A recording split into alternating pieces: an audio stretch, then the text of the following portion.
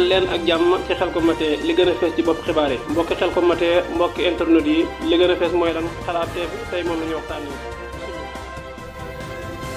asalaamaaleykum wa rahmatulah mbokki internet yi mbokki Xelcom matin TV ñu ngi leen nuyu di leen siyaar baax mbokk yi tey benn jàngat bu ndaw rek lañ bëgg a def incha allah rabbi ci xalaat TV muy xalaat TV seen la bu am solo boo xam ne nii waxuma la Sénégal yi waaye àdduna yëpp koy bàyyi xel ku nekk Sénégal ak ku nekkul Sénégal yëpp li ci ëppati solo mooy xalaat TV information boo dégg ngay laam-laamee ndax information bi wér na wala wérut nag ngay def yaa ngi daw dem ci internet bi bind xalaat TV di recherche ndax xalaat TV wax na ci wala wu ci ñi abonné moom dama leen jëlale ndax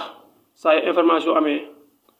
xalaat TV bu defee jàngate ba pare suy publier ñoom dañ ci teel a jot kon abonné gi am na solo waaye itam di aimer am na solo waaye itam commentaire amat na solo kon di leen aimer di commentaire da ci am solo lool ndax day dooleel xalaat TV xalaat TV suñu waxee dooleel ko dooleel suñu bopp la xalaat TV bépp jàngat boo xam ne nii su ko defee doomu aadama yi jàpp na dina si jëriñu dana ko def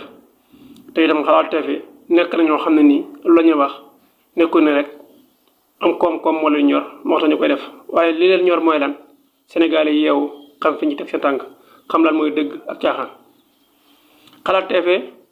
xàmmewul ki nga xam ne nii politicien la ak ki nga xam ne nii nekkul politicien citoyen bi ñëpp la yemale booy xool sax dama naan citoyen bi la gën a jox gëdd la gën a jox respect ci liggéeyam li ko waral mooy lan citoyen bi daanaka dafa nekk koo xam ne nii kàddum lu am solo la ci réew mi te dooleem tollul fenn fi kon xalaat TV sargal ko ñëpp la war ñun waa Xelcom matin nag ñu ngi wax xalaat TV ci kaw ci kanam di wax na ñoo leen di ñaan ngeen di gën di abonné ci xalaat TV tey aimé tey partagé ci seen Facebook ci seen statut ci groupe WhatsApp yi ndax xalaat TV kat ñëpp ko war a xam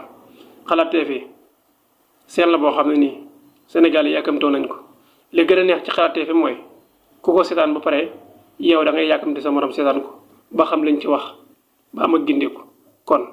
tey waa Xelcom matin lii lañ indoon ci xalaat TV jërë ngeen jëf.